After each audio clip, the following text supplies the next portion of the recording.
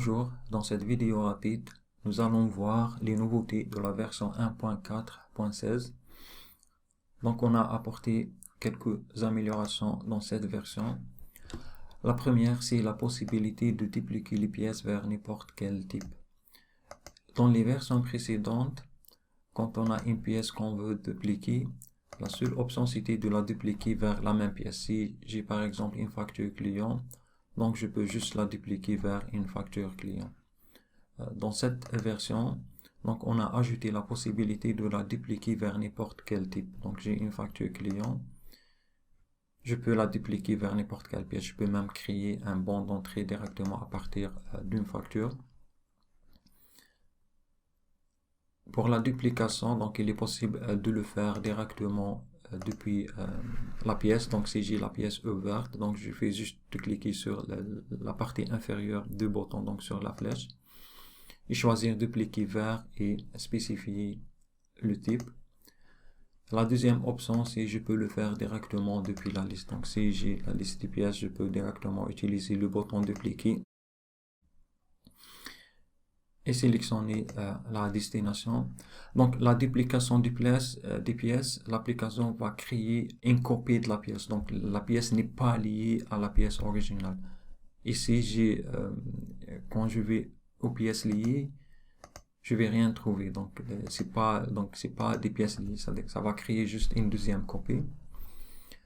Quand je transfère aussi, par exemple, la facture d'une pièce d'achat vers une pièce de vente ou vice versa, par exemple, si j'ai le client ici, je transfère vers une pièce d'achat,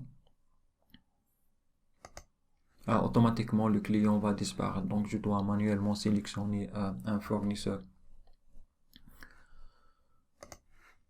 Donc c'est tout pour la duplication des pièces. La deuxième nouveauté, c'est maintenant la correction des pièces après validation. C'est une permission. Donc, quand j'ai des utilisateurs,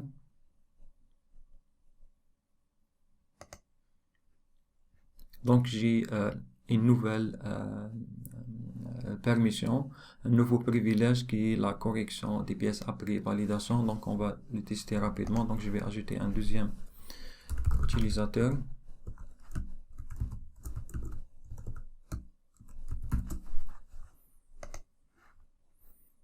Donc, je vais lui donner l'accès juste pour les ventes.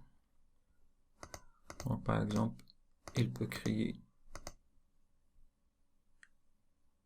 quelques pièces. Donc, je vais faire en sorte qu'il peut modifier aussi.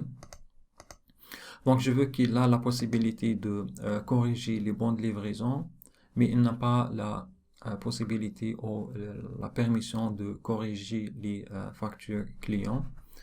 Donc, je vais sauvegarder. Je vais changer le mot de passe admin pour que l'application me demande l'authentification.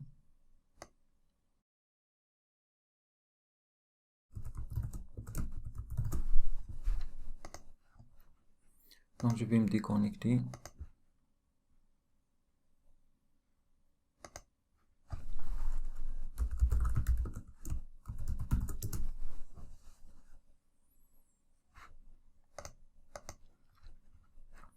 Donc maintenant, donc il est possible, je vais créer un bon de livraison. Donc c'est possible pour cet utilisateur de corriger après validation pour les bons de livraison.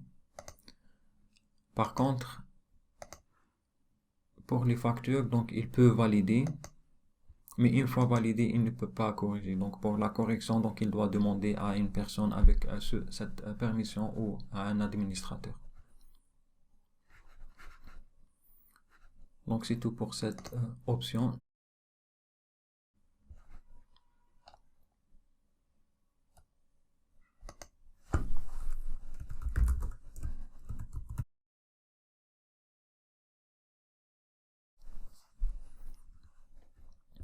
La troisième nouveauté, c'est spécifique à la gérer, c'est les factures de route.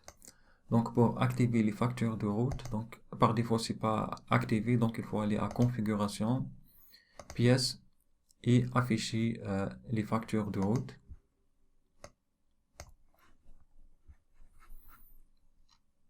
Une fois sauvegardé, j'ai ici une nouvelle icône qui apparaît pour la gestion des factures de route. Donc je peux créer directement une facture de route. Comme je peux transférer si j'ai par exemple un bon de livraison ou une commande en n'importe quelle pièce, donc je peux transférer vers une facture de route.